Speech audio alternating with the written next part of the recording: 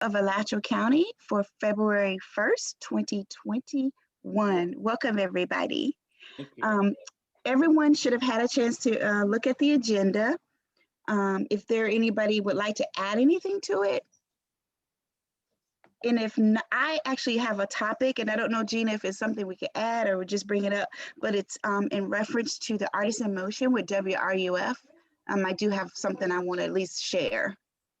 So it's up to you if you'd like to amend the agenda. I'll just need to know when do you want to discuss it, or it could even come up after the rest of our business, like. Okay, I'll just put it under comments. Okay. But I do want to make sure that because I told them that I would bring it before the council. Perfect. Okay, and everyone had a chance to look at the minutes. We're not going to approve anything, but you did look at them. And we do have some guests, so why don't we have our guests maybe introduce themselves and what organization, if any, you're with. Yeah, so hi, my name's Dave Morris. I'm the president of the board of Gainesville Fine Arts Association. Hello, Mr. Morris. Hi, thank you for having me. I'm just here to see what's going on. I want to be a collaborative president, so that's what I'm doing. Nice, thank you. Thank you for coming. Appreciate the opportunity. Thank you. And I'm Cindy Sanders. I'm the UFIFS Extension Director for Alachua County, and our work is on the agenda. Okay, great. And I see we have Miss Terry, one of our artists. Hello, everyone. I'm Terry Bailey. I am one of the recipients of the major grant for local artists and the founder of Bailey Learning and Arts Collective, a local community organizing, activist, and arts organization. Okay, very good. Thank you. Thank you, everybody, for coming and joining with us today. So our next topic is our call to artist submittal distribution or review. We have 3 items. And I'm going to let Gina take over from here. Sure. So we do have Lyra. She's with procurement, and she's going to go ahead and walk us through the process. Lyra, did you want me to pull up the presentation and share my screen, or were you going to do that? You're muted. Oh, no, I have it ready to pull up. Okay. So if my computer cooperates.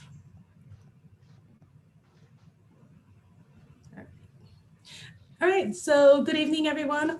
For those who don't know me, my name is Lyra Cruz. I am with Alachua County Procurement. I do all of your call to artists. I put them all out there. I work with the scores that you give me, and I do my best to put them out there and get as many submittals as we can. So today, we're going to be covering CTA 21974 for the outdoor sculpture of the Agricultural and Equestrian Center, and 21975 for the UFIFS Extension Office. So for the West Lawn Arts, which is 21977, that one was extended to next week. There were a lot of questions on it, and I decided to extend it 2 more weeks. So that one you will have your introduction, the same information for March 1st. So for these 2, for 974 and 975, I am very, very happy with the number of submittals we have gotten. I don't think I have ever seen so many submittals for a call to artist. So these both were advertised from November 2020. I used the platform CodaWorks to put them out there and reach out as many people as I could. 974 closed on January 26th with 23 submittals. And 975 closed on January 20th with 22 submittals, which is awesome. So remember, we are going to be now under a call of silence. You may not talk to each other about the submittals or anything that has to do with the evaluations. This may be considered second degree friendly if you do, or if any of the artists come to talk to you, or someone representing an artist. If anyone comes to you and starts talking about the submittals or the evaluation, you have to call us and let us know, and we'll take it from there. So we have the evaluator's disclosure statement, which Gina has in the share file that she'll later share with you when you get to see the submittals themselves, also known as the conflict of interest form. I'm gonna need to have those forms filled out by March 1st at 5 o'clock. My email is right there. So, and if anything, just call me or ask Gina for my email if you lose it or anything. But I will need that on that email so I can put it in the file. So the evaluation, it considers the information, of course, submitted by the artists themselves. And of course, it will take into consideration what you know about the artist. A total of 100 points is attainable, and you will be doing the evaluation in CodaWorks. And I'm gonna give you a little bit of a training in here to show you how it's done. So these are your evaluation factors. Of course, 100 points are total in here. And I'm using my hands as if you could see what I'm pointing to. But the normal thing, as always, this is just a sample that I used from one of our past call to artists. Now your scoring, as I said, you will be scoring in CodaWorks. Now in CodaWorks, the information that you will see there may be limited. So I must encourage you to look also at the files that Gina will be sharing with you.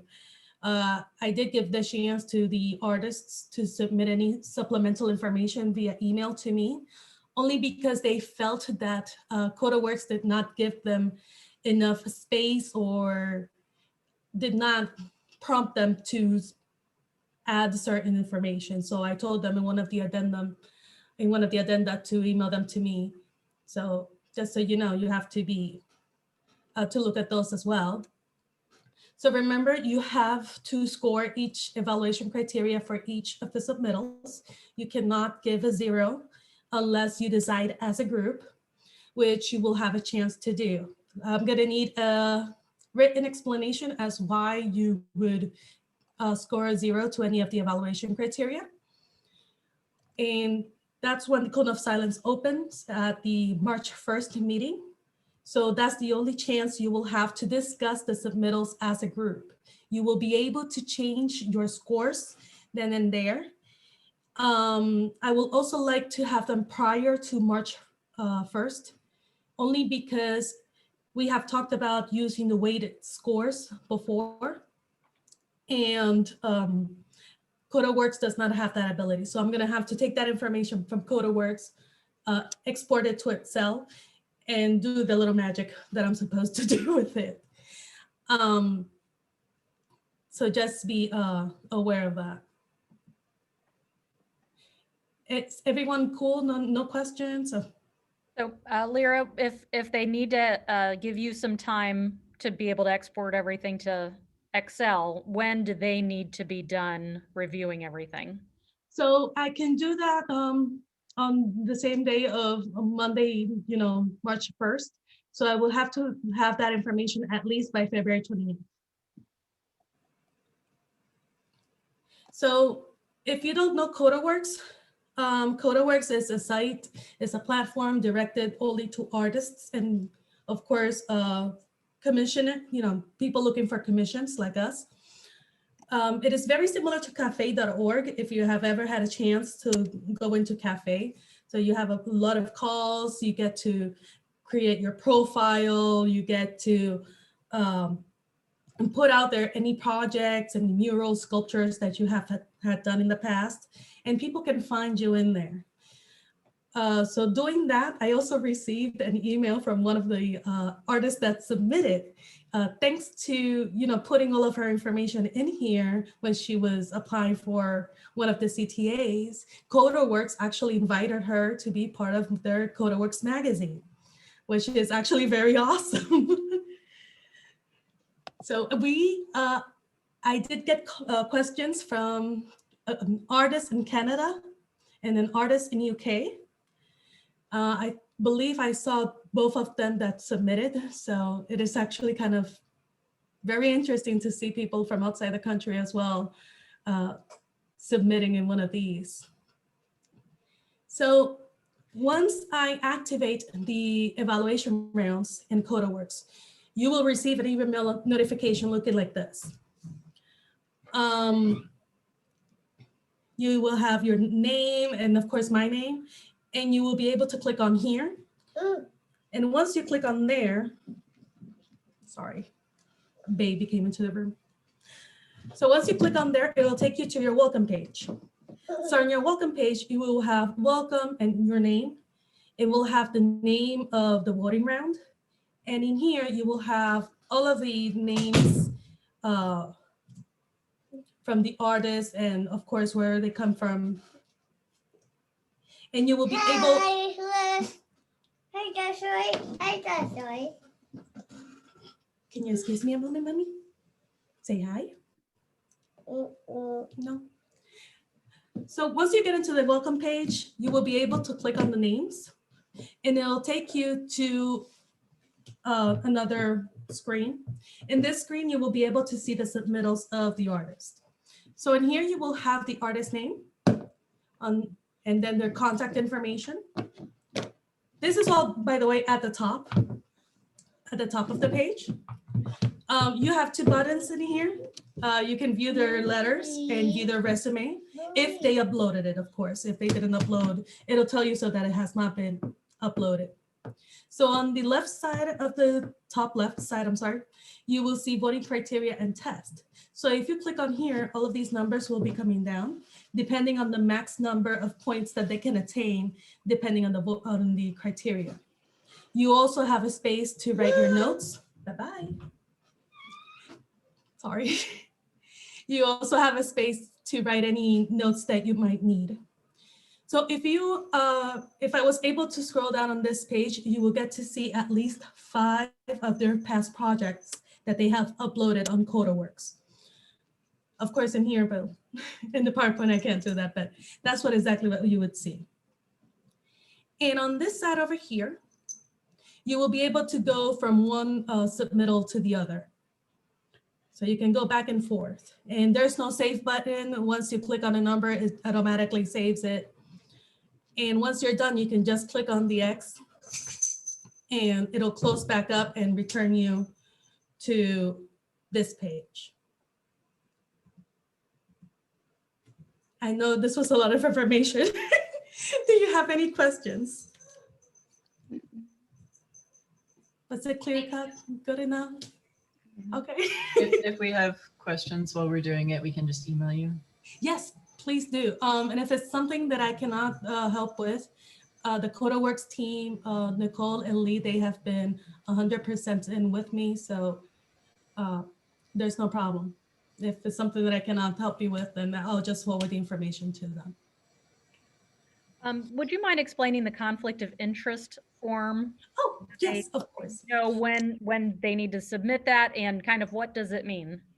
Okay, so the conflict of interest forms, what it does, it informs us that you don't have any monetary benefit from a certain artist that has submitted. For example, if David submitted something, a proposal, he would have a conflict of interest himself, because if he got chosen, he would be benefited from it. In this case, he would have to withdraw from the voting, from the evaluation team, I'm sorry. So he would be able to participate in the evaluation, as an artist in the evaluation process. Or if you know someone who submitted and they would tell you, you would have basically that. You would have a monetary benefit if someone got chosen. And we actually just need that in the file just to make sure that, I'm sorry, I'm getting very distracted with that baby in here. Mm-hmm. So Gina, just for clarity, I think Daryl brought this up in past CTAs. If you sit on a board for an organization that's applying, you can still be a part of it. It's not a conflict of interest, only if you're actually receiving monetary compensation from that project. That is correct. And whenever you see some of these artists, you may say, oh, I know them. it's okay to know them, just so long as, you're not receiving any monetary benefit. Exactly. So yeah, and any other questions? We don't have any questions, but since we have Miss Cindy here, Miss Sanders with the Ag and Equestrian, did you have any comments or thoughts about the process? No, since we did it for our, if y'all remember, we did it for our stained glass mural, which is turning out to be wonderful. So I hope these proposals are just as good. I'm sure they are. I can't believe we got so many. Just remember the emphasis on the mural is agriculture as well as the other art piece in the Master Gardener area. So we hope to, hopefully, I know we'll have some good ones. So I look forward to it. All right. So Go. tomorrow morning, first thing I'll do, I'll activate the round. So from tomorrow morning onward, you will be able to start submitting your scores. So you will be receiving an email. And I'll also be sending you 2 emails this evening. So Cindy will be on one email because she's on the evaluation team for the extension art. And then Alan, who is not on the call at the moment, he's on the Ag and Equestrian call to artists. So the rest of you, though, you will receive 2 emails from me because there's 2 call to artists. All right. Thank you. Thank you. Any comments from the council members? No? Right. Now, item number 5 is countywide cultural affairs update. A, the importance of local arts agency collaborations. And this is going to be done with Dr. Queen Chukwu. Meeting. What are you riding on? Okay. Okay. Hi, once again. Huh? What is it? Work. I'm good. Okay. Okay. I wrote a paper because I think we need to really look at the importance of collaboration. Most organizations, big organizations, all collaborate. We cannot exist. Nothing can exist. No company, organization of any type cannot exist as a island, a man, island by itself, a man on an island. So we all need to have some type of collaboration. I know last time when we talked, collaboration was like a hot word that people didn't want to talk about or use or had or felt some kind of way. So I'm not trying to invalidate anybody's feeling on collaboration, but I think it's very, very, very important that for a organization like ours as a council, we need to build strong relationships. Collaboration is basically a form of communicating. Collaboration itself is not a tool. It's basically communicating, building relationship, networking. And then plus, I'm looking at it, developing, maybe we can develop a holistic, statistic kind of way of collaboration, where having that kind of approach. Meaning that we're not just looking at ourselves, we're looking at everybody that's out there, looking outwards instead of always inward. So the only way that we can be able to grow, they can grow, and we can stand strong and continue forward. We have to be able to have this holistic approach in developing. When I say holistic, I'm not talking about spiritual, or I'm not speaking about some deity out of the woodwork.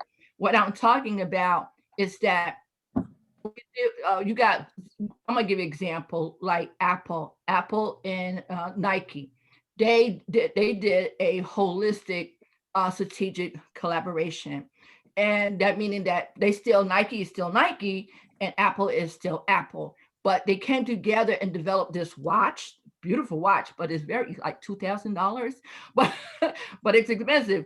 But they both benefit from it. And that's the same thing with our electric cars. Even if you have an old jalopy like mine, you know, I have to collaborate with Goodyear for tires for my truck to go. So I'm saying collaboration is a way of harnessing power. And when we harness that power, we get the opportunity to know who's in the county, what they're doing. We're giving transparency, you know, we're creating values for ourselves as well as themselves. And we're intertwining with each other. So this way they can tell us about what they need and we can say what they need. It's just like when she advertised on this site, it's the same way of collaboration. We're collaborating to get more people in as well as get our message out. So holistically meaning not always being about us, but also, you know, being more about the people, more about what's out there and how it's going to go. I have some thoughts on this topic, if you don't mind. So yeah, I totally agree that it's great to collaborate with different organizations. Moreover, I think it's good to be in networking with more than art. I mean, it's good to collaborate with different industries as well to have support.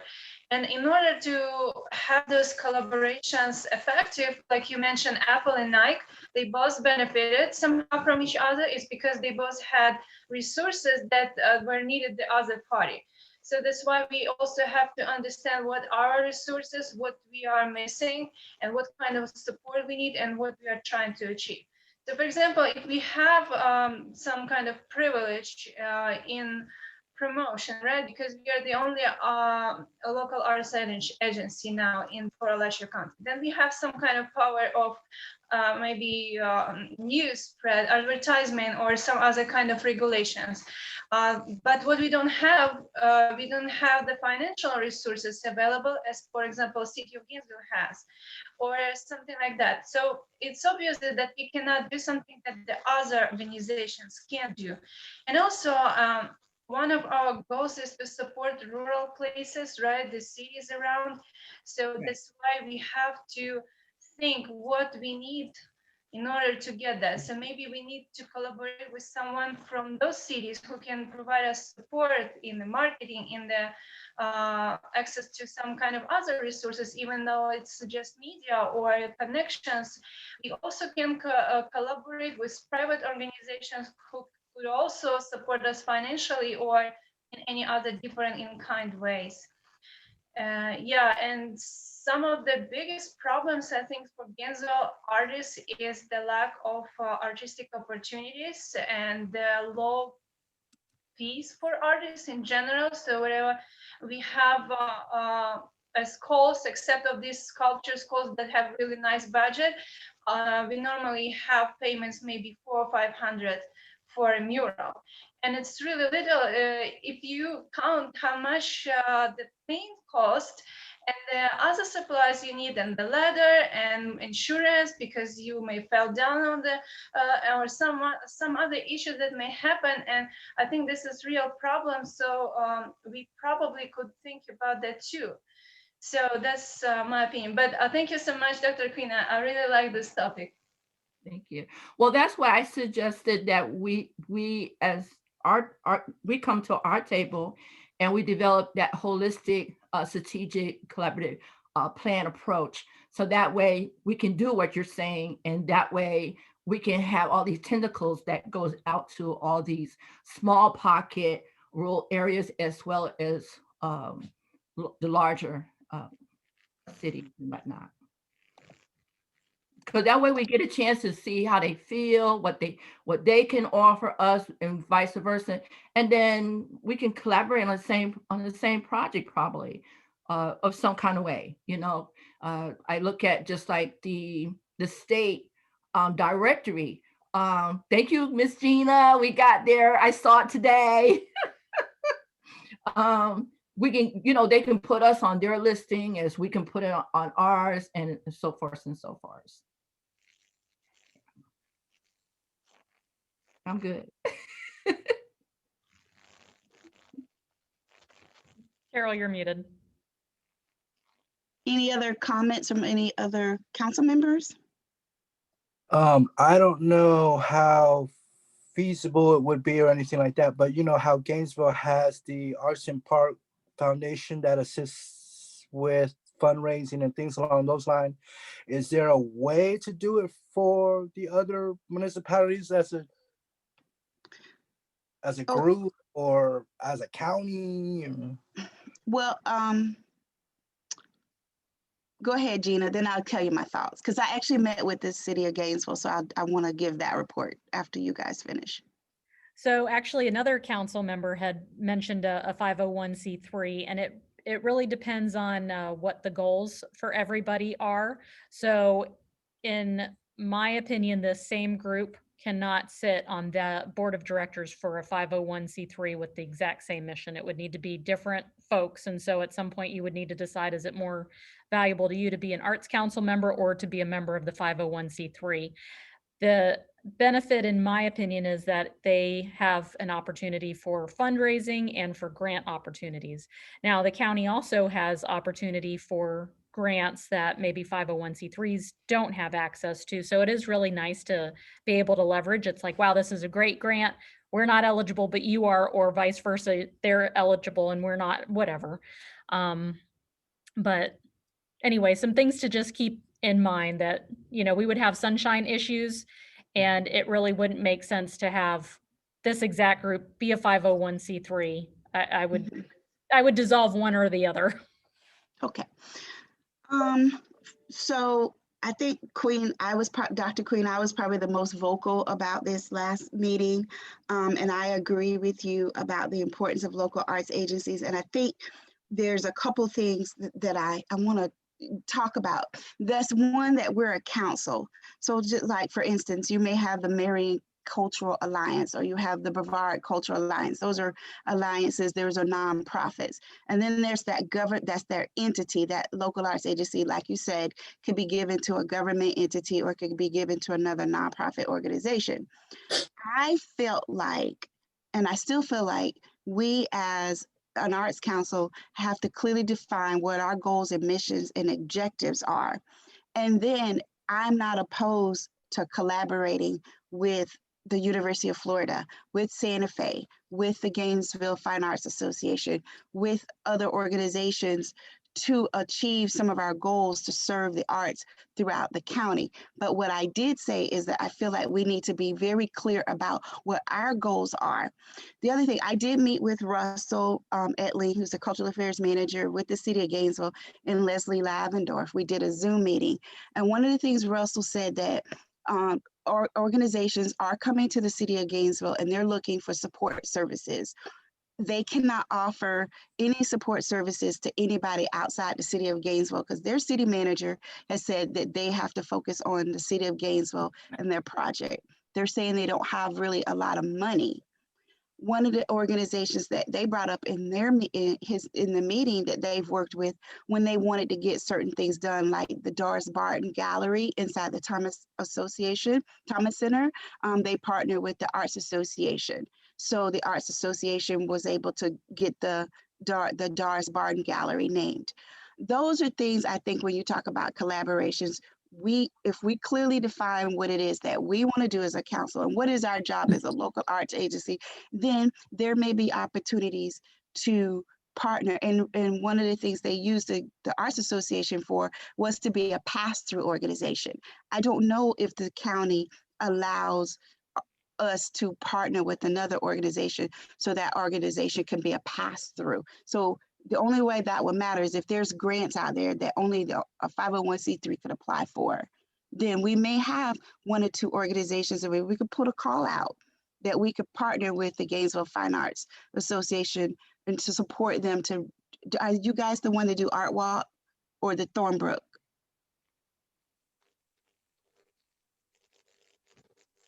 Are you, Yeah, are you I'm asking here. about?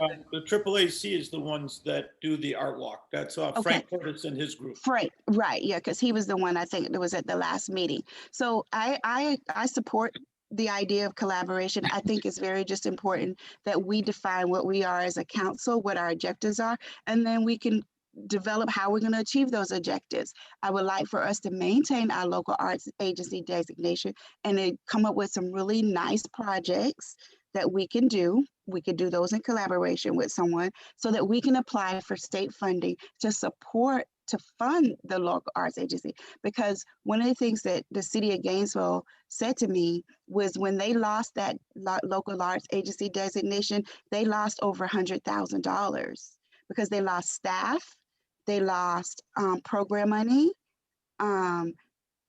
It was and so some of the things they used to do, they can't do anymore.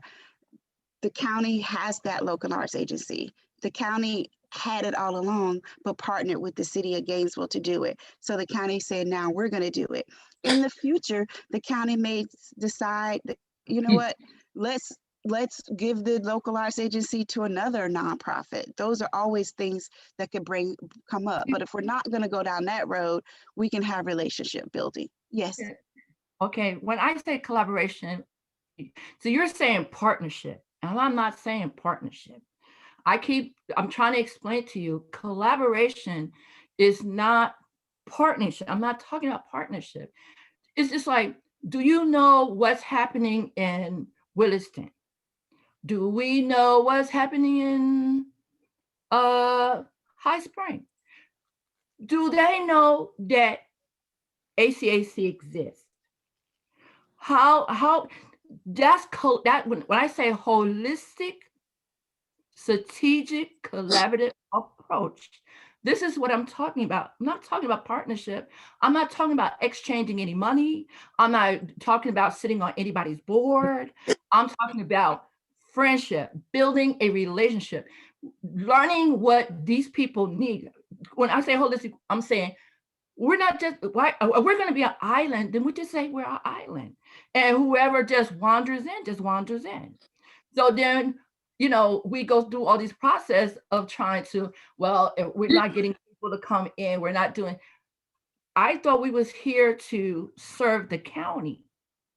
So if we're serving the county, we need to be able to connect to those other these little places, let them know that we exist and that, hey, you know, tell us how you feel, what you're doing. You got a theater going over there? Oh, we didn't know that.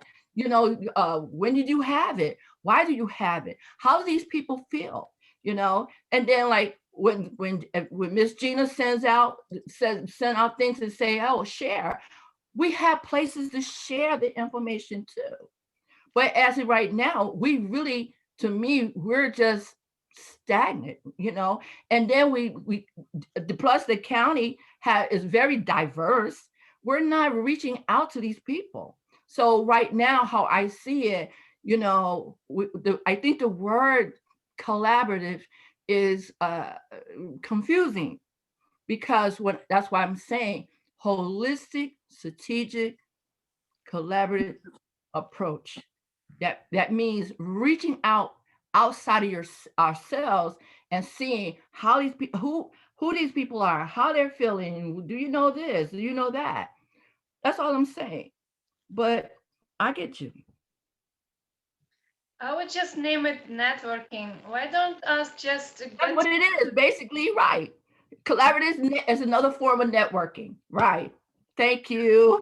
Maybe we could invite those art leaders to our conference or any kind of summit and just talk, and maybe it can be just open conversation, and this way we will know who does what, tell what we are doing, and the ideas will be born there.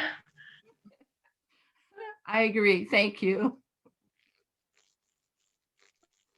Carol, we can hear you. Carol, you're muted. Yeah, I totally agree with the networking. Thank you. Anybody else? Yeah, but I still agree with you, Carol, about the funding opportunities and that we could apply. For example, speaking of National Endowments of the Arts, they have major grants and the deadline is in February, very soon. So for example, if we were eligible to apply to one of those, we could get funding and create many great programs. Because for example, we have this networking, we exchange ideas, we come up with something innovative, but ideas worth nothing if we cannot produce it because we have no funding. So if we have funding, we can look for ideas all together. Right. And those ideas can come from many, like she said, all organizations and from the community. I agree. Okay, so the next couple topics, we actually, in keeping with the idea of networking and finding out what is happening, I know many of us are on this board and most of us all have arts backgrounds in some way, shape, or form. And we also live within the county. So the representative from the city of Alachua, Mr. Elliott Harris, is unable to make it. So he's requested to be on next month's agenda, Gina. But we are happy to have from the city of Newberry to find out what's going on there, Mr. Travis Parker. Welcome. Hello, everybody. So Newberry, I'm sorry I'm late. So I kind of missed the beginning. But to kind of talk about Newberry a little bit, I am the recreation director, and we're actually kind of more sports oriented with most of what we do. So we're trying to venture out to kind of expand on how we operate. We have a local Main Street organization that hosts an art gallery, which is about as far as we get into the arts, and it's something that we kind of want to build on. So I'm just here to kind of listen and see what you guys do and how we can possibly get better. So appreciate you guys letting me listen in. Okay, thank you. Welcome. Thank you. Yes. Question for Travis, if it's okay. Yeah. You mentioned the gallery, but do you have live music in Newberry? Is there? Yeah. So as far as music's concerned, City of Newberry always puts on a Westfest music festival. We do it every year. We didn't do it last year, obviously due to COVID. We're kind of talking about this year. We do like music. We do like to get involved.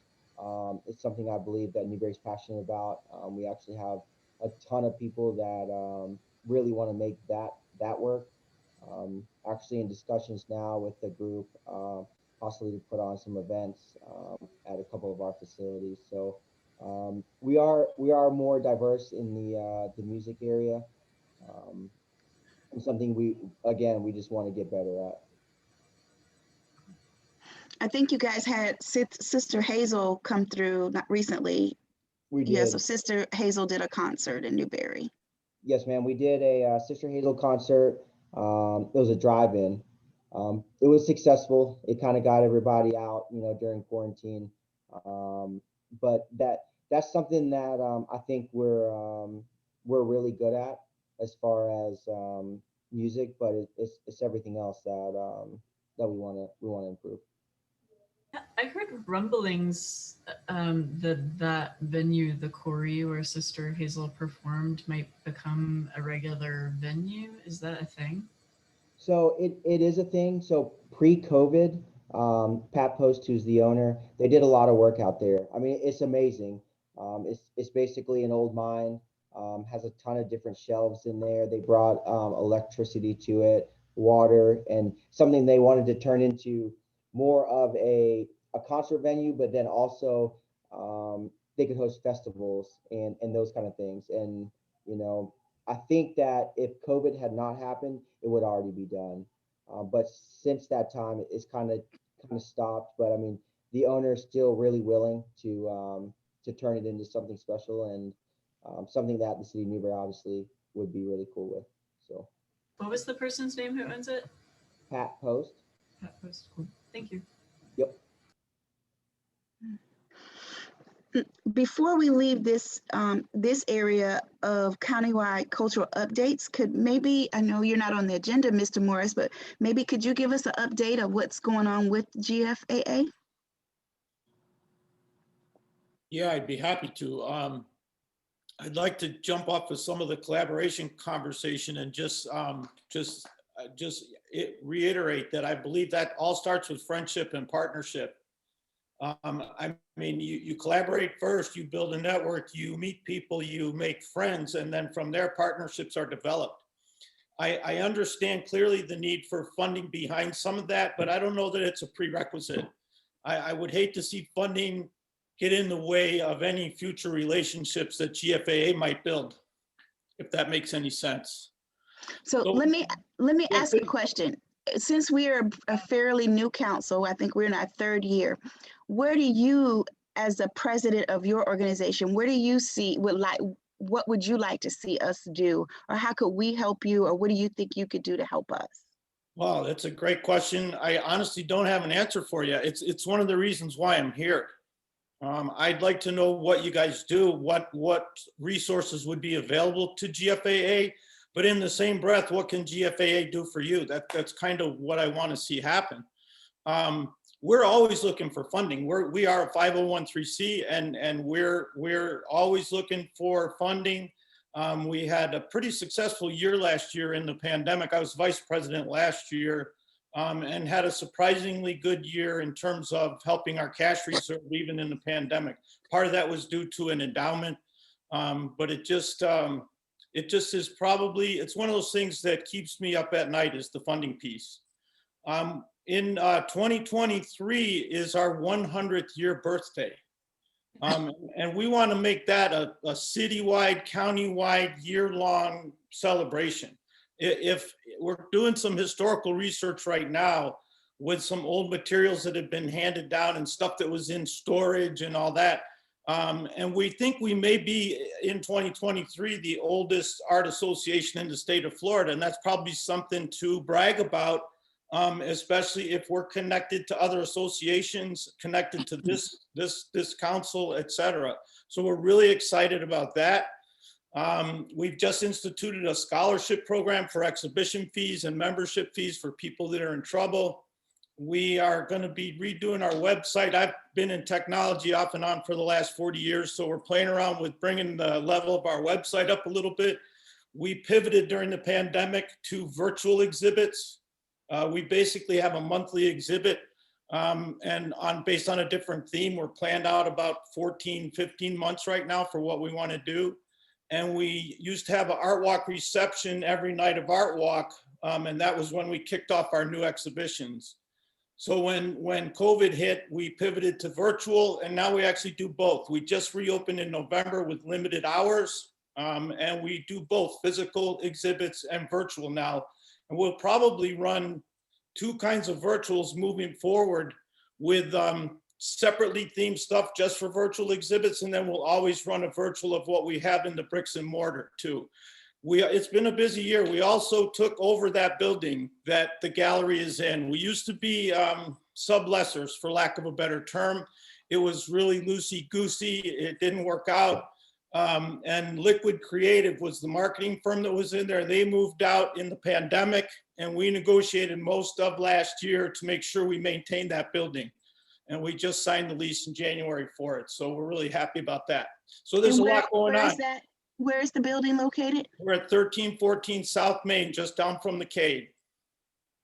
Oh, okay. You know where the Halo Donut Shop is? Yes. We're right across the street. Okay. Yeah, we're right. If you parked in the Winn-Dixie, you could cut through and be in our back lot. All right. I know that when we were on the David, you might remember this, when we were on the arts, the board for the city of Gainesville, we tried our hands at these meet and greets where the city staff and the Arts Council will meet with all of our organizations in the county. And they just wasn't very successful, but it might be something we can maybe reevaluate, maybe having meet and greets, because as Queen said, we have to get to know who you are. You have to get to know us, but we need to get to know who you are and what you do. And a lot of times it's just taking the time to talk. I know, agree. I know Visit Gainesville, Alachua County, they promote a lot of art. Whatever's going on in the county, there is a lot. They're constantly. But as you said, Queen, there's no relationship building. Well, we have to meet. And I know early on the Arts Council for the City of Gainesville, arts board members were given free complimentary tickets, like to dress rehearsals or something like that, so that all the council members are kind of like, we can't say you have to do it, but they were encouraged to actually go to galleries or go to plays and stuff, because, and then each of us were actually, as board members, were assigned an agency. So for 1 year, I had the Gainesville Friends of Jazz for a whole year. So I would go to some of their board meetings, I would go to some of their events. Other council members had other organizations they were assigned to. That might be something else. I mean, it's just talking about how you bring them together and how we get to know them. But to really get to know agency, you have to spend time with them. I would say we have to know every artist in our community, literally, to understand what we have and how we can encourage and what we can produce. It's difficult, but the more we attend different kind of shows and galleries, the more we know, the better is our cultural background. Right. Because I think we're all here for the same reason. That's to support arts and culture in the county, or else we wouldn't be here. So we just gotta, it's part of our mission to educate and to help. And so I just think we need to, in listening to you, Mr. Morris, kind of gives us some ideas.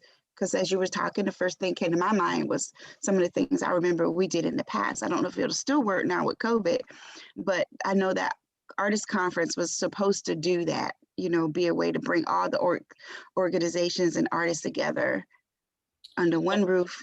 Yeah. It's a real popular business model with the chamber. So we've been a member of the chamber since last year. We rejoined this year, and they do meet and greets all the time. That's what I was saying, monthly meet and greets. Like I said, maybe coming from Gina's office, people would show up for the meet and greets. But I know with the city of Gainesville, they just had and those that showed up were the same groups that always showed up.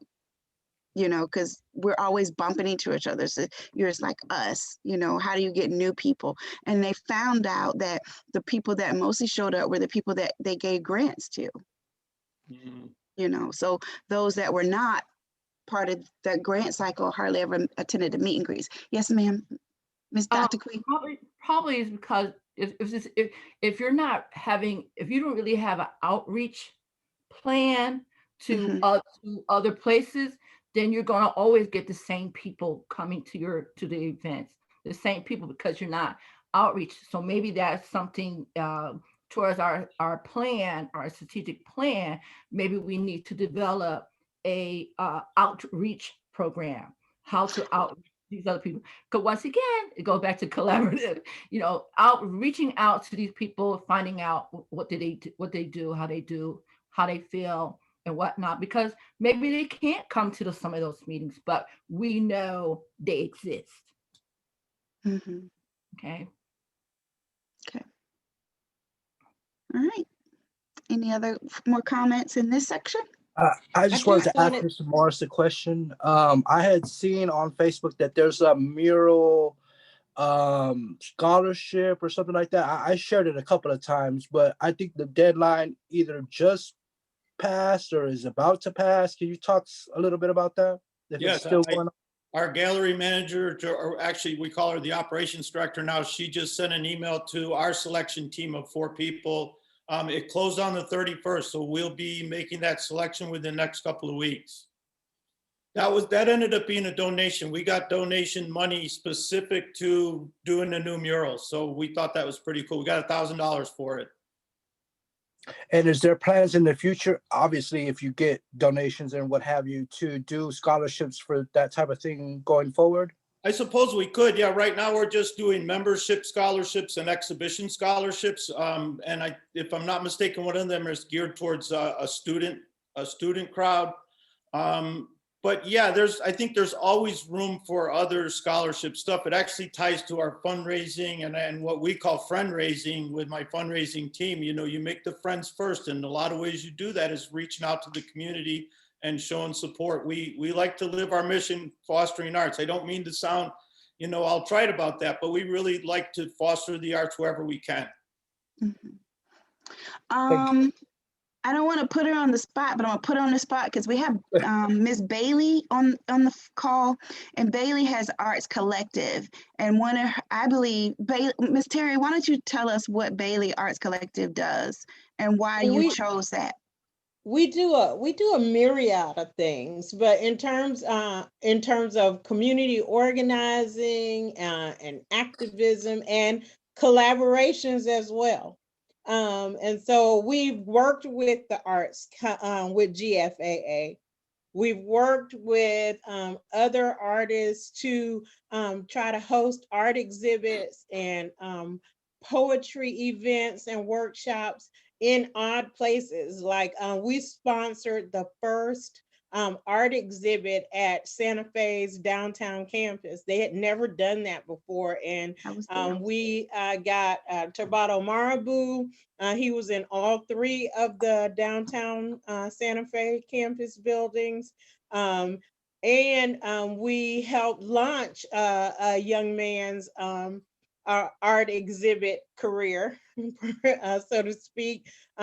His name is Eric Estores. So we try to do promote art and art education in ways that, you know, are not typical are typically seen in Gainesville. And so like the things in the past that we've done with GFAA, at one point, this was years ago, but there were some problems with space. And so we hosted a workshop as an incubating company in the Santa Fe Seed Center. We were really, I didn't hear back from Russell and those this year, but we usually host poetry and art at the Thomas Center. We didn't get to do it last year, and we thought that we would be able to figure out how to do it virtually this year, but they didn't get back with me. But, we do things like that. And so in the future, we really would like to continue those collaborative efforts and bring local artists together, meaning countywide, but also really reaching out to the artists of color and trying to encourage them to be involved. Because, every time there's a new mural or whatever that is put in Gainesville, like by 352 Arts, my question is always, so y'all don't have any internationally known Black artists that you can reach out to? And Irenia, she knows that that's one of my focuses as well, and as well as Dr. Queen, I'm sure, because we've talked about it in the past too. So that's Bailey Learning and Arts Collective. So, out of fairness, I want to ask you the same question I asked Mr. Morris. Where do you see the Arts Council of Alachua County? How can we help you, and how can you help us? What do you think we should do? I really do like the idea of collaboration, where as local arts organizations, we come together maybe once or twice a year where we do events together, so like with the artist workshop that we were planning, it would that y'all, well, I said we, I didn't come to all the meetings, but that was planned, to reach out and find a way that maybe, I'm a small agency. I don't even have a real budget. I couldn't sponsor monetarily, but find a way that I could have been my organization could have been a sponsor. You see, even if I didn't have any money to contribute. Because then you get to reach the people that know Bailey Learning and Arts Collective as well. And maybe that would bring some new blood into the organization and get some new attention. And so, again, that's what I can contribute, because I try to work closely with local artists of color, because Gainesville does not have a good reputation, and Alachua County does not have a good reputation for reaching artists of color. There are, like you were saying about the meet and greets, there are a few of us who show up at most things, but there is a greater number of Black artists, of Latinx artists, even of Asian artists. There's a bigger number than just us few, me and Turbado, and if you ask a sister crew, it's more than us. Okay. Very good. Irina? Yeah, I wanted to say that I'm very familiar with your work, and it's great what you do. And what you could really help us if you encourage artists of color to apply to our calls or just reach out to be included in our database so you had access. Because one of the issues the call to artists has, in my opinion, is that it does not equally distribute artists of color, Latin American artists, immigrants, females, different sexual orientation, and others. There's just a bunch of people who heard about this call of artists and they apply. But in order to have this diverse lineup of artists and different kind of people, we probably would have to spread it out in those directions. If you want to include more African American artists, then we have to spread it there so they could know about this call. It's not always accessible. So in my opinion, accessibility is great, and this is what our networking can help us with. Thank you. I'll keep that in mind. And, just piggybacking on what Dr. Queen said, for there to be a strategic plan for outreach and community development. With COVID and me being so COVID paranoid, we really haven't had any events probably in the last year. But I'm really hoping that by the summer we'll be able to change that. I have some things in the works that I would, most definitely come and let you all know about. But Aranya and Dr. Queen, I'm 100% in agreement. Did you get your PhD, Aranya? Are you Dr. Aranya now? It's MBA, not PhD, but okay. Okay. Congratulations. Thank you. Okay, we had a couple more people that just joined our call. We had Miss Faye Williams, who's with Mama's Club, and Jen Garrett, a former board member. Miss Faye, did you want to speak on anything today?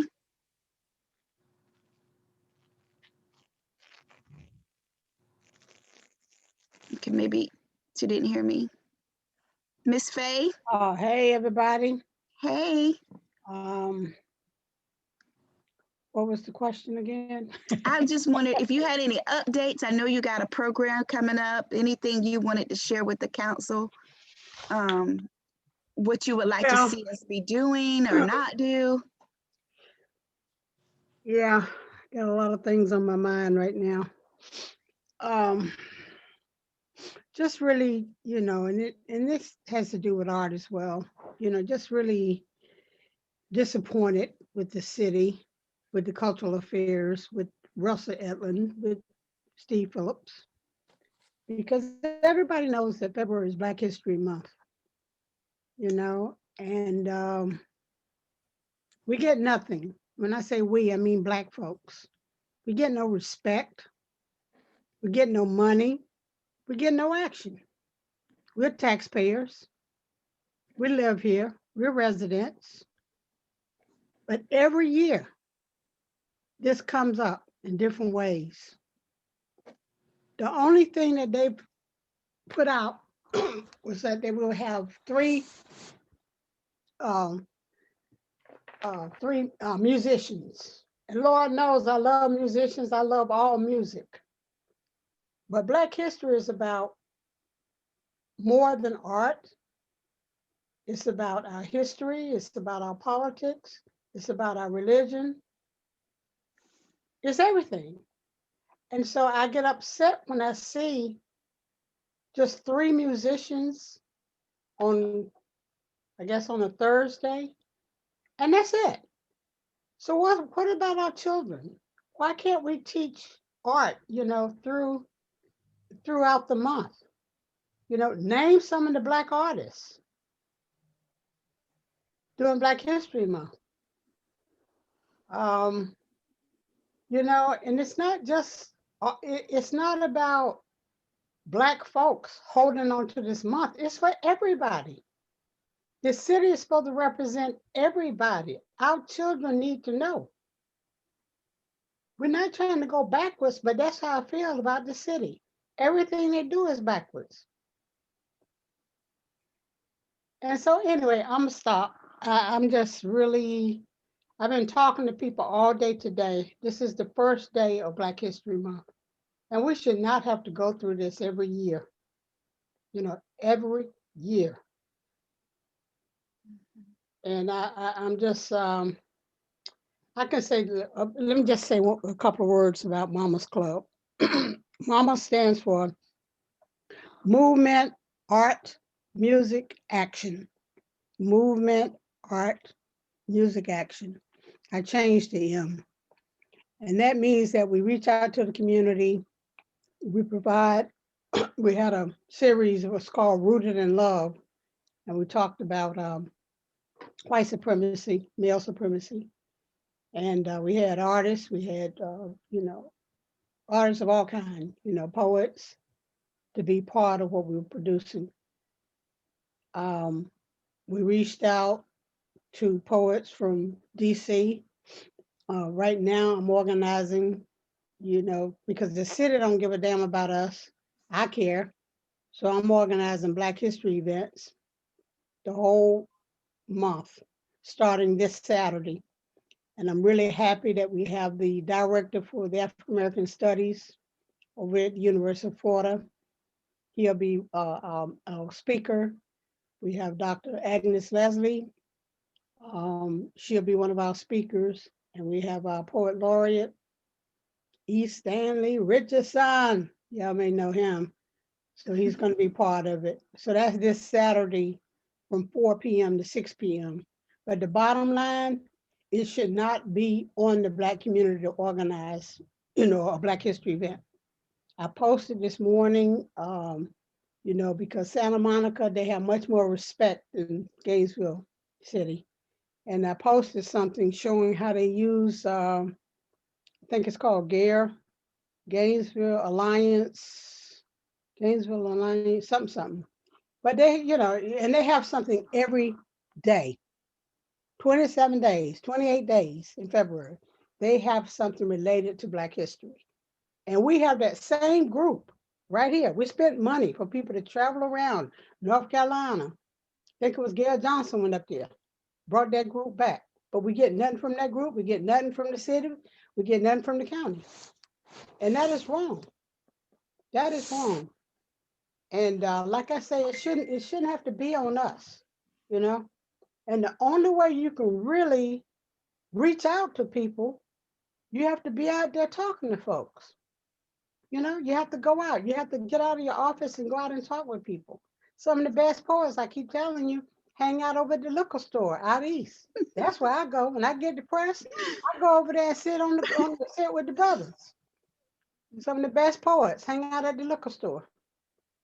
When they see me coming, they say, "Oh, Miss Faye, you hanging out with us today?" Yes, I am. I need inspiration. I need my inspiration from y'all. So, I'm just, I hate to be negative all the time on stuff, but this is the experience that I live. When I look around, and when I was in DC, it was just beautiful, especially during Black History Month. The events they had, they would bring people from South Africa and, all over the world. We could do the same thing by Zoom right here. But like I say, the Department of the Rec and Cultural Affairs do not care about Black folks in this city. And with that, I'm going to stop. Thank you, Ms. Faye. You're supposed to say, keep coming back. Keep coming back. Yeah, because I'm part of Al-Anon. They say, keep coming back. Okay.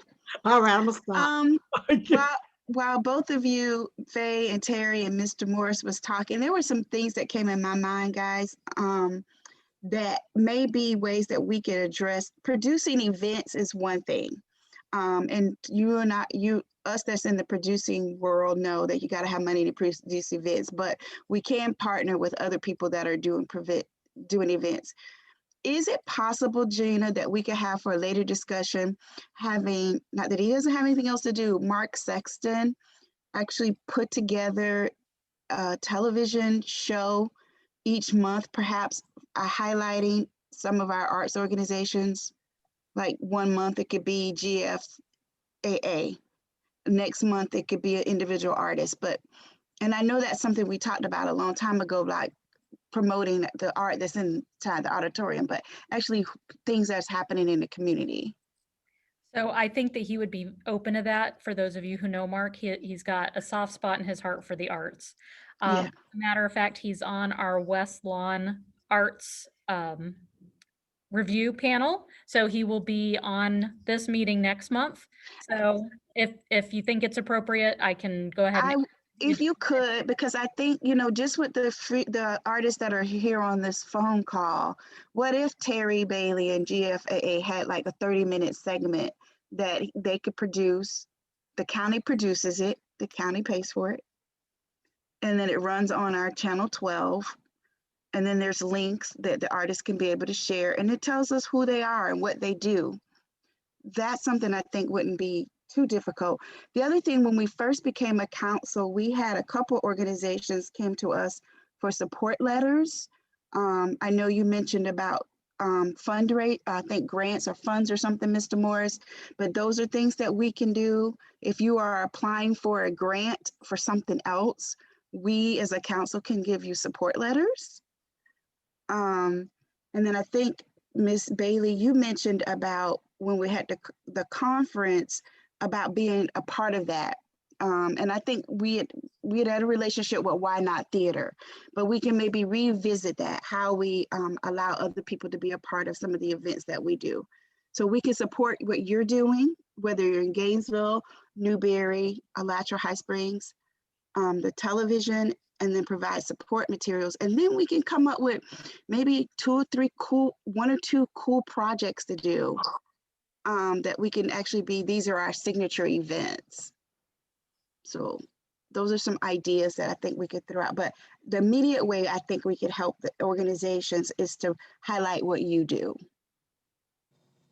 And we have staff that could kind of help us do that. Let's see, I think Jen Garrett joined us. Hi, Jen. She did for a moment, but she left. Yep. She left. Okay. So the next item then is item 6, our strategic plan review. So I did share with the group that our communications office have formatted it, beautified it. And so if everybody is okay with it, I can add it to our March discussion for an actual motion for approval. But again, you cannot vote at today's meeting. Okay. I have a question. I haven't looked. Can we add outreach program or develop an outreach program to add to our strategic plan? Of course.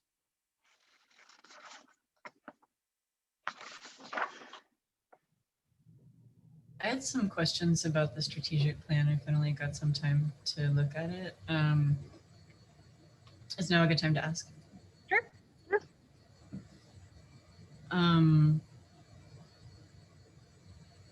Oh, it was mostly about the budget. I hadn't seen our budget before, so that was cool to see. And the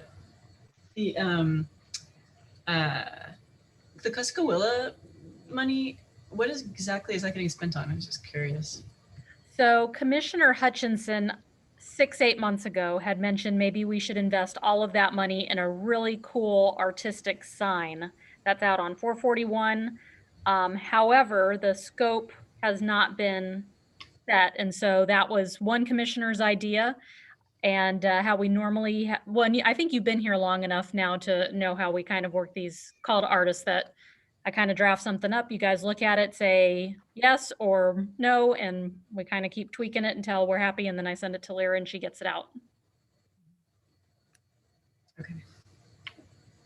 And then the mini grant and the major grant, do we only award one winner for each of those each year? Because I guess I assume there are multiple winners for each, but is it just one? So for this past year, it was our very first year, so 2020. And I would say for our mini grant, we had maybe 5 or 6. For our major grant, we had a handful. And for the matching grant with the cities, we awarded 1.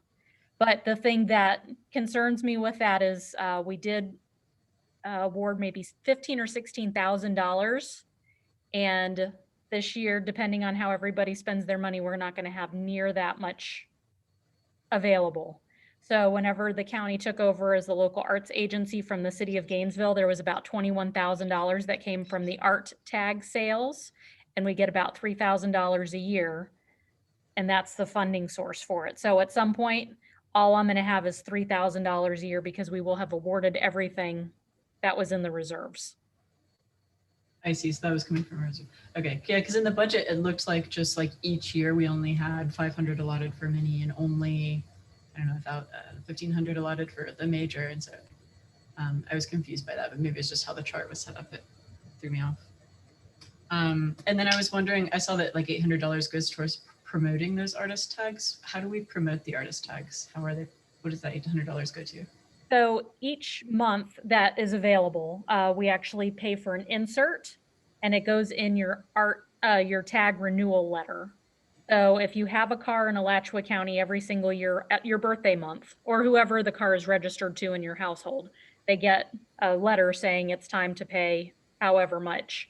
And so that's just a little advertisement that goes in all of those. And I want to say that this year we have 10 of 12 months. Yeah, I was wondering if we might diversify our advertising for that, if that's one of our income streams. Like maybe we could have an ad on NPR, or I don't know, just like places where people who appreciate the arts and have deep pockets might hear about it. Because I didn't even know that was really I didn't know that was a thing until recently. Not that I have deep pockets. And then oh yeah, I was wondering what we do with that extra grant money at the bottom of the budget. Sorry, just wanted to add to this tag. Maybe we can mention this at one of the media sessions or something when we have a big reach of our audience to mention it and promote the people who support art and interested in art would like to subscribe to this. Yeah. So I'm sorry, I'm going to the strategic plan now so I can see. Yeah, so if you go to the budget page on it, I'm going to get to there too in just a second. At the bottom, it says, you know, the LAA grants and then the Visit Gainesville conference grant. That's additional income that's not included in the top revenue, or? Correct. So as the local arts agency, so we're the only organization within Alachua County boundaries that's called the local arts agency, because the Board of County Commissioners designated this group as that back in 2017. So because of that designation, we can apply for certain state grants that nobody else in the county can. The last time the city of Gainesville had applied for those grants, I want to say that they were getting in the neighborhood of $42,000, which is where that number came from. However, last time I applied for it, they wanted programs. So we had actually asked for funding for the strategic plan that actually you see in front of you that staff ended up developing. But they want to see programs, so we didn't score very high. And so with this discussion of collaboration and networking and everything, it really is kind of the direction that if we want to try and tap that funding source, we need to figure out what would the program be, make sure we get all of our partners together, and then we could submit a really good, strong grant. And then as far as the Visit Gainesville, if we have a conference, and I'm hoping the artist conference can actually expand at some point over 2 days, that we can apply for a conference grant, and that is directly generated from heads and beds. So it can't be day trippers, it needs to be verified. So many people stayed in a hotel room, and that's how we're eligible for that. And as of now, are we planning on having the conference in October? So as of now, we were hoping to have it maybe in the spring, but it depends on when Kanapaha will allow us to have the event and whenever, you know, kind of these COVID restrictions are lifted a smidge. So Gina, I have a question. And this is part of this collaboration. Is it true that not municipalities are not able to apply for the tourist development dollars anymore? they can apply up to $50,000. Okay. And let's say Terry Bailey and GFAA wanted to do something that and access that funding, could we apply for them? If they had events that were going to bring in tourists for 2 days, like an arts festival, could we apply for them? So we can apply based on the value of our budget. And so since our budget is pretty minimal, I don't know that we would do as well as they would do. Because the only recurring income that we have is our art tag revenue. And so again, like $3,000, $3,500 a year. And whenever you can only get, don't quote me on this, 10% of your budget, that, you know, 350 bucks is not gonna go a long way. So they would be better off applying on their own. And I know that GFAA actually does submit a grant or two every single year because I sit on that evaluation team. But as far as Miss Bailey, I don't remember seeing anything ever come through for any of her events. No, well, I'm just saying that was hypothetical. I just want to know what we're able to do Mm-hmm. if we were to form collaborative relationships. The Rosetta Stone for that one is to get people not from Alachua County to attend your event. So if you can prove, and it doesn't need to be in hotels, it could be day trippers, but you're basically saying we're trying to reach people outside of Alachua County boundaries, that's where you really rake up the points. So inside information for those of you who have never applied. Okay. All right. Thank you.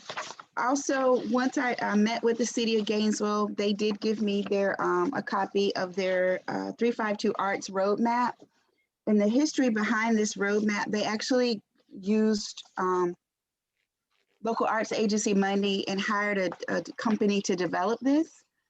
And Marissa Etling said that they put the consultants, as well as they had several community workshops with stakeholders, which are the university, the chamber, with arts organizations. They did this over a period of months. This was the document that they came up with, and they knew that they would never probably achieve all these goals, but this is what it is.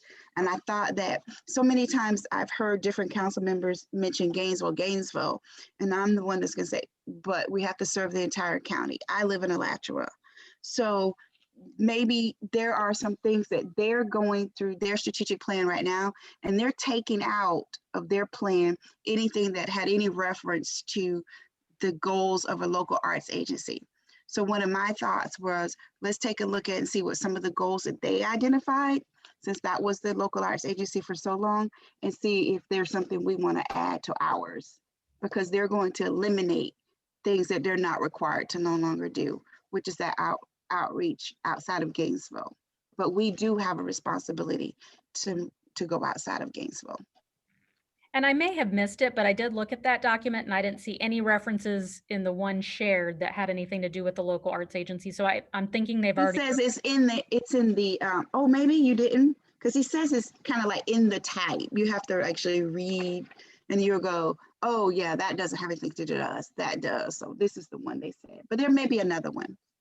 Because he said they actually hired UF College of Design and Construction, and then they hired an outside consultant that put this together. So we're, we didn't have to do that because we have Queen. We didn't have to hire nobody. See? Right. I spent my whole Christmas. Good. But anyway, thinking in terms, I definitely want us to think about how we can help the artists in Gainesville. It's really big, but also please keep in mind that we are a county agency, and we want to make sure that we get to know those in the outline outside of Gainesville.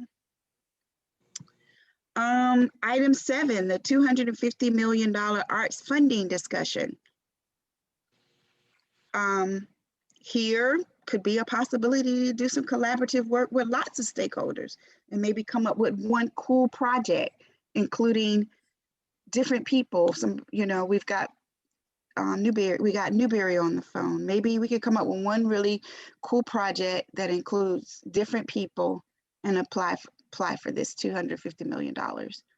Or we can, I'm not sure, I'll open it up to other people. But I think we have to make a decision like this month, right? So there's no deadline. We can apply anytime, but every day that goes by, my assumption is that they're regularly making awards. So there's less and less and less money. I don't believe that there's still $250 million. My assumption is they've made awards since then, so it's less. So we need to hurry up. We need at least to figure out what direction we are going and have a very short description of what we want to create to at least apply and be considered. And all the details we can figure out later. And we are really slow at all this. Could we reach out to several, if each of you have like connections with different arts organizations or individual artists, could we just get a poll from the community of some ideas they want so that we're just not the ones sitting here saying this is what everybody wants without asking them? Can we do a press release or something telling about this opportunity? Yeah, that'd be a great idea. Would that be okay, Gina? Sometimes the press releases don't always work because a lot of people that are artists that will probably be interested in regards to their playing music or whatnot, they don't get to see the press releases. But the press release goes to the media. How would you get the information? If Miss Gina didn't send me an email, I would never know. So what about Facebook or social media? How does most artists get their information? And I'm asking the other artists, how do you get your information? Chelsea? I mean, yeah, social media is really helpful for spreading information rapidly. Do we have us? I feel like I tried to tag us in something and I couldn't find a social media page for this group. There isn't one, is there, on Facebook? There is not. We use the Alachua County one.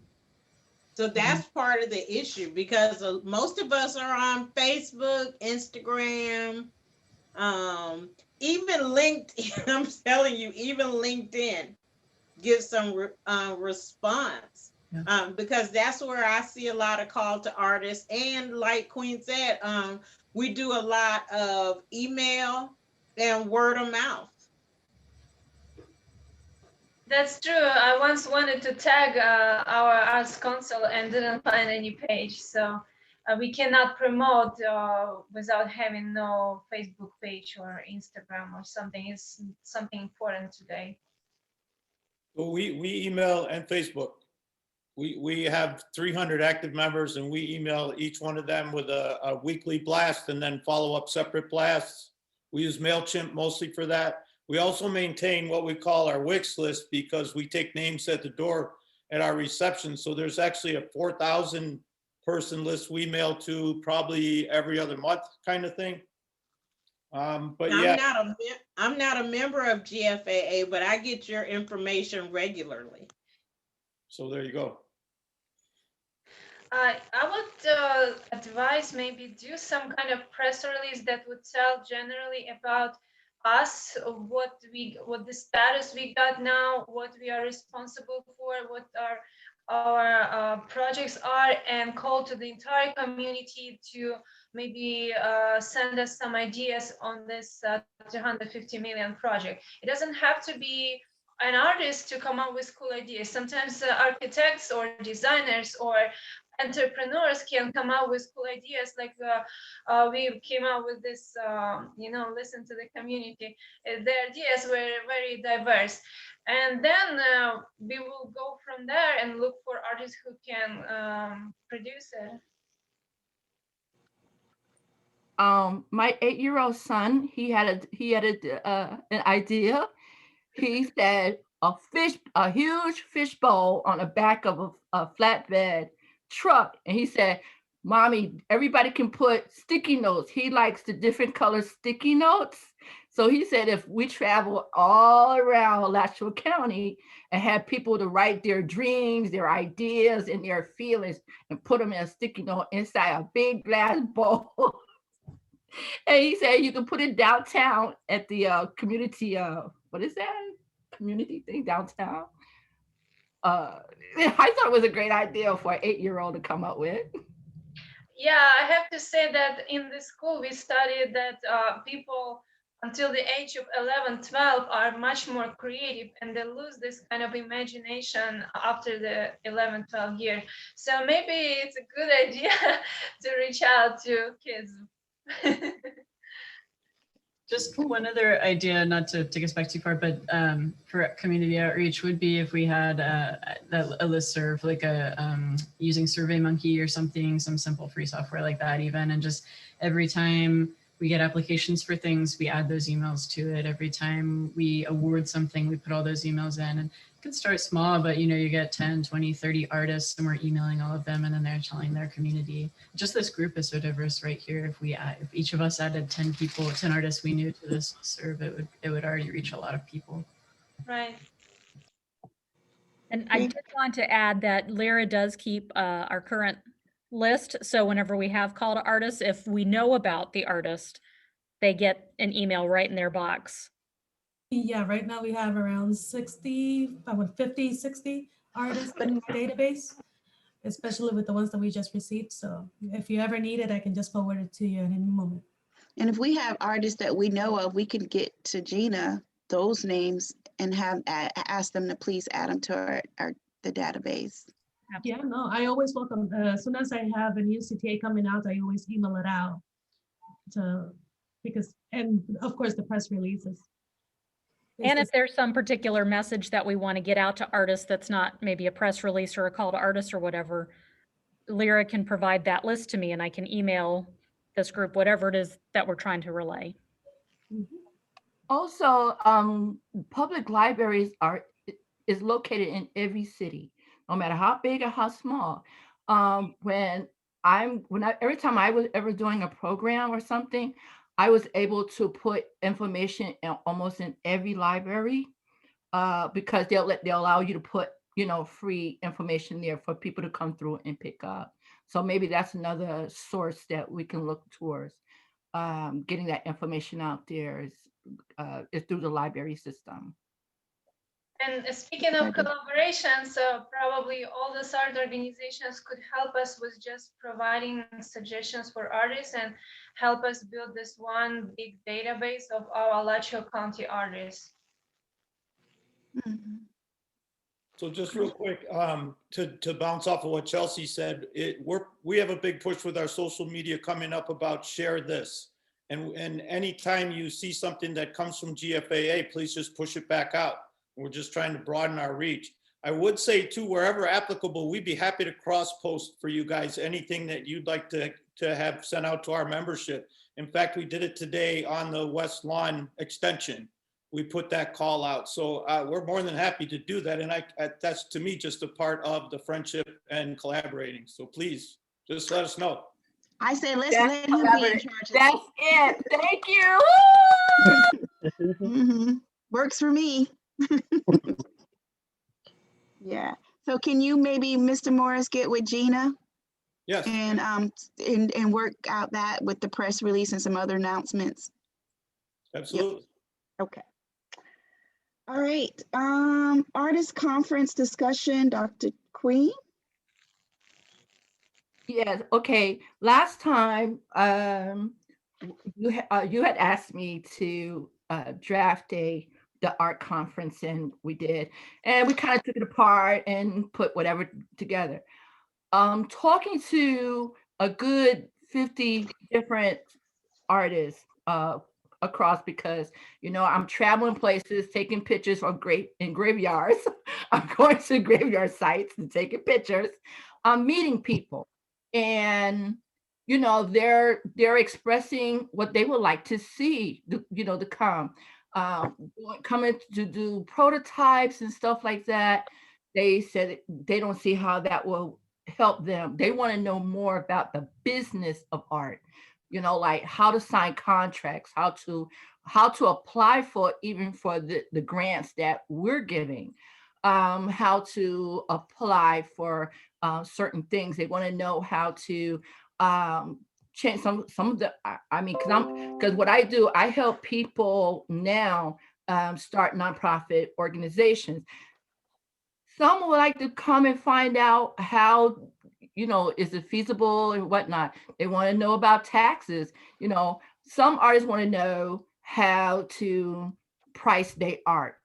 It's just like I used to perform with Femi Catco, which is Ibaye. He's passed away, and we used to sign contracts with different places, and we used to like try to figure out how do we charge for a band of 13 people, because we usually have 13 people on the stage, and we would try to figure out how to charge. So some artists would like to know how to charge for their discipline, for their performance or selling their paintings or how to make a budget. Some don't even know how to make a budget.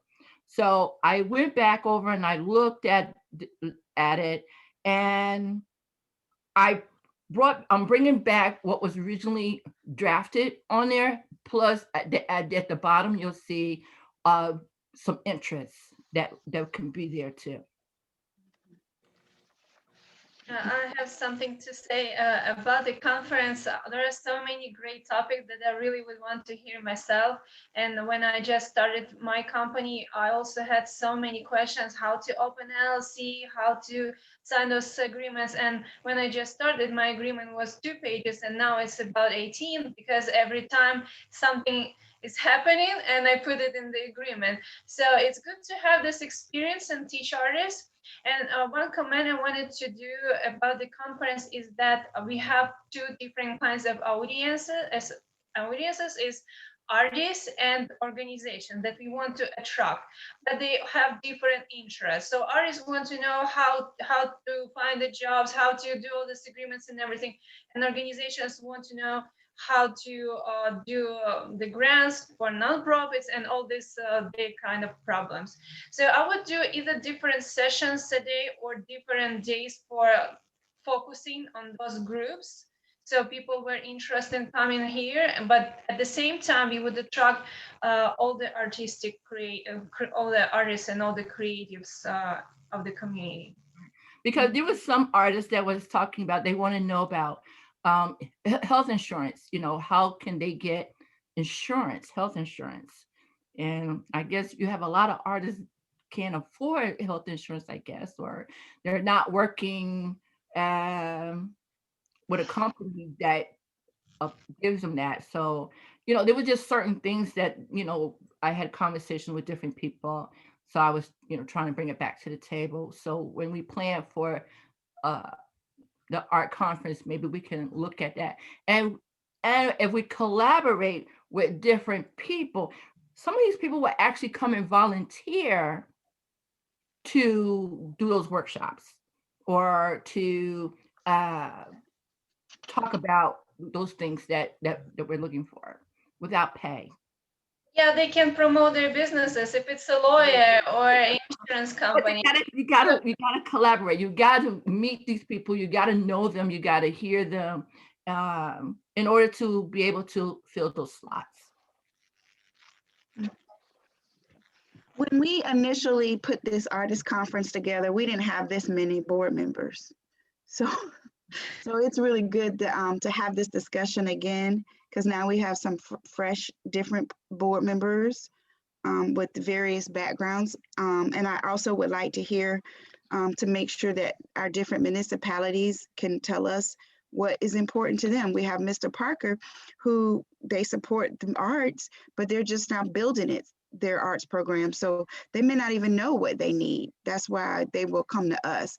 How do we help them develop arts programming in their communities? So that's a city. So we have, like you said, you got to think about this conference and different audience members.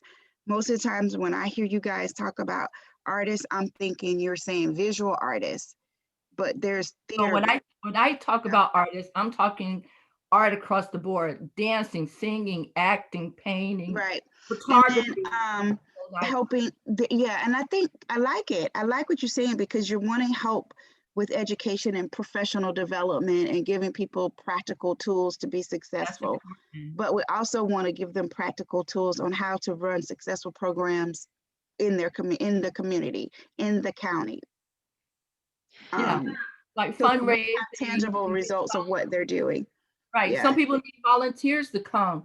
You know, it's luckily that I have kids. I can give them a camera and they come with me and they drag, you know, my my stuff, my tools with me. But you know, people be looking for volunteers to help and whatnot. How do you get these volunteers?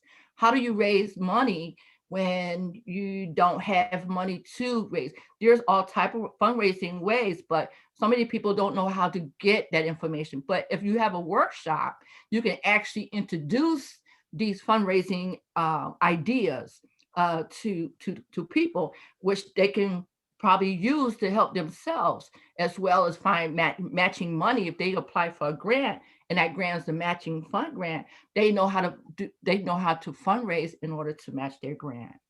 Right. Okay. Well, I'm looking at the original one we did, and some of those things you brought out. And I think that since we have brand new council members, we can go ahead and have you guys look at this again. One of the areas we briefly mentioned was arts and medicine. I think that could be developed more, especially in the light of COVID and mental health and suicide and depression with youth. How the arts can contribute to that. How it can be healing. So that's something that I personally would like to see us develop a little bit more. When did you guys decide y'all wanted to do this conference? This year, 2021? At this point, if we still want to have it at Kanapaha, they're on hold, I want to say until May, but I'd have to refer back to my email to confirm that. So I thought we was looking more towards after the summer when people come back and heading back to school. Fall, maybe October again of 2021. Yeah. By then, a lot of maybe we'll be really into herd immunity. You know, that everybody don't got their vaccine. Or it could be, or we could do a hybrid. We can do a meet, and we can also have some virtual. Maybe we can have some because I know some agencies, they're doing pre-recorded lectures now. So it's something for us to think about. Any comments from any of our guests on the subject? Yeah. Yes, ma'am. Miss Faye? Yeah, y'all just made my day. We did? Yeah, this discussion just made my day. Oh, you know that's good. Because Why? I want to have you, Carol Richardson, and Dr. Queen to be part of Black History events that I'm creating right now. So we're going to be on the panel together? And y'all do it. Yes. Me and Queen? Okay, well, y'all can work it out. But I already wrote down your name and your phone number. So I'm going to give you a call later today to talk about the Arts Council, because that's the way you can do the outreach. We're all about outreach, right? Collaboration. So people come into my Zoom meeting, our Zoom meeting for Black History. So that's a bunch of folks finding out about the Arts Council. So that's great, so yeah. And then I gotta get a third person, that'll be another Black man Terry, who will be part of it. And I'm thinking about Tony Medini, who is a poet in DC. So I want to plug him into what we're doing in Gainesville so he can talk about the importance of art. So see how easy that is? I love it. Woohoo! Gina, are we able to do it because of sunshine? Bubble. Yeah, you guys are going to have a sunshine violation. So we have one of us. I'm sorry, say it again. So it will probably be Ms. Carol, since she's the chair, to be able to do it. We both could not do it. Oh, you can't? Why? Oh, that's the bylaw, say both people can? Sunshine law. Yeah, they're both on the board, and so it'd be a sunshine violation for them to discuss anything at all that would come before this council in a non-noticed meeting. Okay, so one of them, but not both of them. So okay, Carol, it's on you. Okay. All right. So, Queen, just give me your notes. We have Dr. Queen, African. Okay. Okay, just send me your notes. That'll work. All right. Thank Okay. y'all so much. You're welcome, Miss Faye. One of the things I want to bring up to the council, I don't know if you remember, but last meeting we had a presentation that was sent to us by WRUF wanting a partnership. And you guys voted that I could be the representative for WRUF in the Artists in Motion. So we have not had a meeting, but I did get some correspondence from Pamela Sampson, I believe is her name. And one of the things that she asked me was whether the Arts Council had money to support artists to participate in WRUF's Arts in Motions program. So it looks like what they're trying to do is develop a program where they're going to for instance, maybe have Terry. Terry will participate in this program, go through some workshops. They'll put together a television segment for Terry, but they're looking for sponsors to pay for that. So I said that we don't have designated money that we can pay to promote any of our artists with WRUF, but I would bring it back to the council for your opinion and what I think maybe they need to learn how to do fundraising before they actually decide to put on the program. Good point. It's really unfair to ask artists to pay and promote them on their show. So any kind of collaboration with sponsors would work, but this is not. I agree. Well, and if Mark Sexton is open to Carol's idea next month, basically the county would be producing that for free. Right. Okay. Well, I will tell them that's basically the feedback I'm getting. It's not a motion or anything, but get feedback. We don't have any monies to support, because I looked at it this way. Any individual artist could, if we have the money, could apply for our arts tag $500, and they can use that $500 on whatever professional development program they want to, instead of us saying, okay, you have to use this $500 at WRUF. It's just the same as offering them some free support. We could just do it with them directly somehow. Maybe we really have to manage it for artists with somebody else, and just invite those artists and give them opportunity. Mm-hmm. I wanted to go back to Faye's comment about Black History Month. I know that in the past, Alachua County Talks, which is Mark Sexton, they did produce a Black History Month segment with Verdell Robinson, because Stan actually worked with her on that. But I think with a lot of planning, maybe we could plan in the future. We know that these are like very important times, like Black History Month, that someone could just remind us. And also Black Music Month in June. That we can develop. And I know what Mark was like, well, if you got ideas and you could come up with some of the questions. So Stan did, and then Miss Robinson, she's passed on now.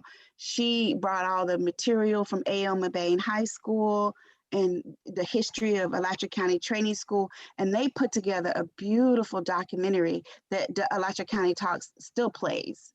So that's something else that we could do, maybe the history of our arts organizations, or when it's around Black History Month, maybe highlight a historical figure. Maybe we could work with the Historical Council or artists or something. And that's something we have access to. Before we go, is it possible, have we thought about ACAC developing a YouTube channel and maybe put some of our recording events stuff there? Because I know when Dr. Moore and them was at the cultural fairs, there was some events that I did, my organization, we did there. We did dancing and African dancing with the New York burial, when they had the 800 people that they found. Okay, they actually took and put it on YouTube, and it was shared. So I'm wondering, is that also possible? Alachua County does have a YouTube channel. I'm not sure, because every event that I've ever gone to, especially since Stan's been Poet Laureate, it's all been on Alachua County's YouTube channel. So are you saying we produce events, or if we know something's going on in the county, we get those events and get them on our YouTube channel? Well, it's just like someone asked about the Facebook, and ACAC doesn't have its own Facebook page. So you really can't look for anything from us, from just.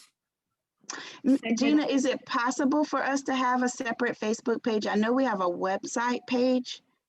So I would say yes. My concern is that we have content and that it's relevant and that we post regularly. Otherwise, it's not valuable to anybody. And would that mean that somebody on the council would have to be volunteer to be the person to upload every? And I don't mind doing some of it myself, but yeah, having some help would be great. Because again, it's like I don't know what's necessarily all important, and Okay.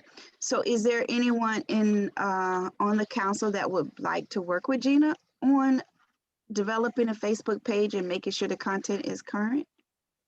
And then also on that Facebook page, we can talk about, other people's events. Back to Visit Gainesville, Alachua County. If there's an event, everybody in the county can go ahead and upload their own event, right? Yes. On their website? So Visit Gainesville actually is a great resource for getting information out because they have thousands and thousands of followers already. And each week, I want to say every Thursday, they send out what's good. And so it comes right into your inbox, and then you know what's coming up for the following week. So, Ms. Queen, what would be the difference in what we're doing versus what Visit Gainesville doing? Just so I'm clear, because there's so much of what they're doing, plus they're doing arts, culture, and nature. So what will we be doing on our page that's different than what they're doing? What we be putting down, just like our website. We have a website. Our website is not their website, right? I would post there all the call to artists, all the progress, and especially the projects that we produce, like maybe not us, but under us, so people know the difference. And we, of course, can share what's going on within the county, all the news, but we also have to especially promote what we particularly do.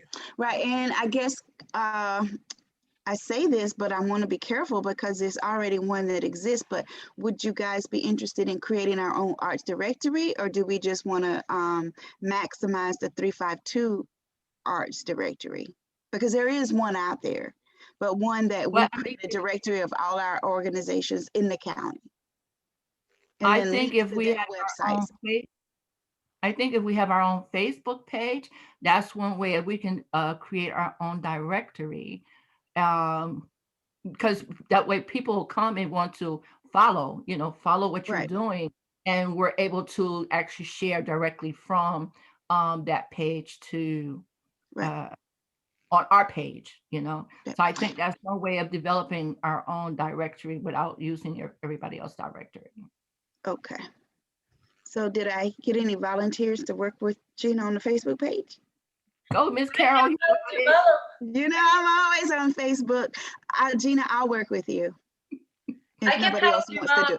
I just cannot maintain it because I have several pages to keep updated, and I never have time for that. But I definitely could come and help work on this, on the content for the beginning. What we should do put there, because I already have a great experience with those pages. Okay. All right, that sounds good. Any comments from the public? Mr. Parker, Mr. Morris? No. Nope. Thank you, though. Yeah, I'm just listening. I feel like we kind of these questions that you guys are asking and these things you're trying to figure out. I mean, it's something that I think communities all over are doing. So as you're trying to figure this out for Gainesville, I mean, it's kind of the same questions that Newberry has. So I appreciate you guys letting me listen in. You're welcome. Okay, Mr. Morris. Yeah, we're actually working on an education program through our education committee for our artist members.